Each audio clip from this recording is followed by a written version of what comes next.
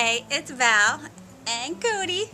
And the other day, I asked you to share with me your one thing that you're either doing or not doing that you feel is sabotaging your fitness results. And so many of you came out and shared and were able to come up with things that you need to do differently to get some better results. And I was really, really pleased to see you thinking it through and realizing that there's some different actions that you could take that are going to give you great results. And there were a lot of questions in there too, and I'm going to be covering some of the different things that came up for you over the next few days. But one of the ones that I'd like to address today that came up a lot is the issues around snacking. And I noticed that what's sabotaging you, or might be sabotaging you, is either not planning ahead for your snacks, and so getting overly hungry and then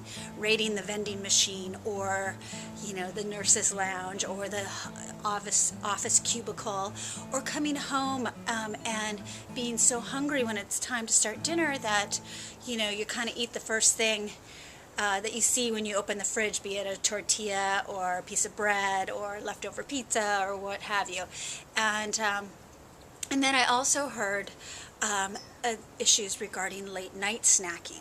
So I'm going to address a couple of those. So first of all, let's talk about the late night snacking.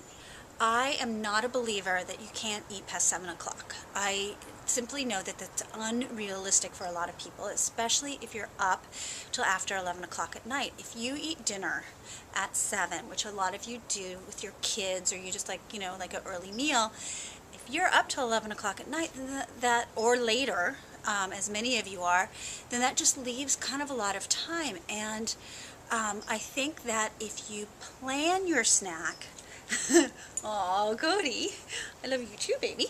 If you plan your snack, then it doesn't have to derail you. So if you build it in to your total calories for the day, and it's a healthier snack with a little bit of carbs, you don't need a lot of carbs at night, and a little bit of lean protein, then you're going to be okay. And so that might be something like a little bit of low-fat cottage cheese with maybe some fruit on top, or one of my favorites is just taking some little pieces of dark chocolate, like dark chocolate covered espresso beans or goji berries or something like that, and having that with a little bit of almonds and raisins. That's also a good afternoon snack, by the way.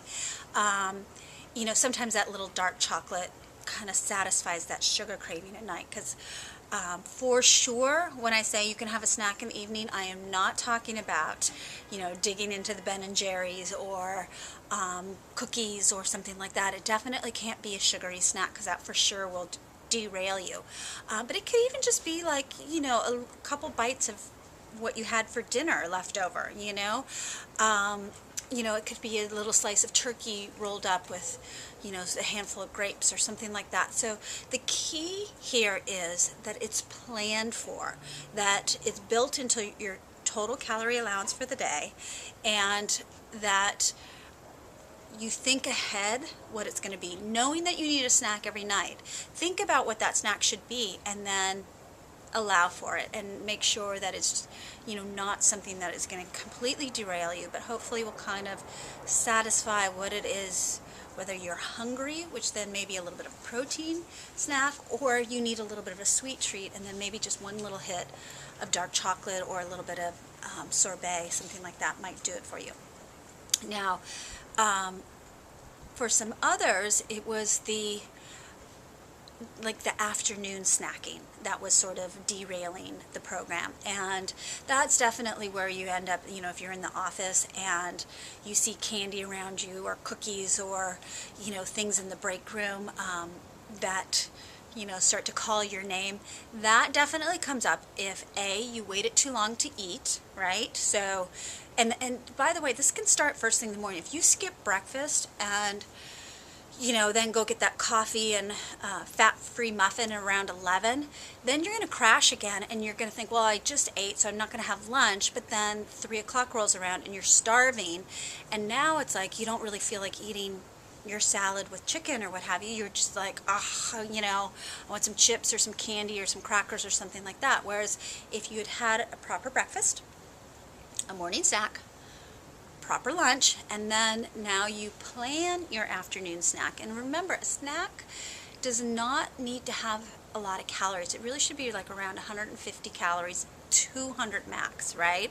A snack is a bridge to the next meal. It is not a meal, right?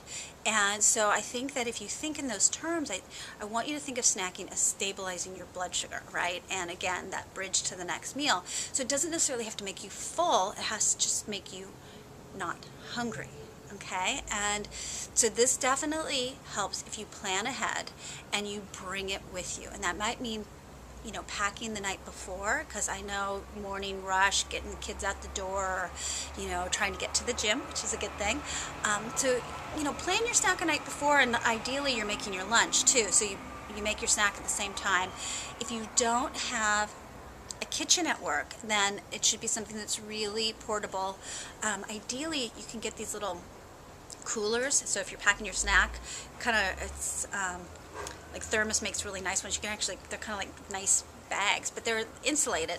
Put a little ice pack in there, and then you can bring your snacks with you.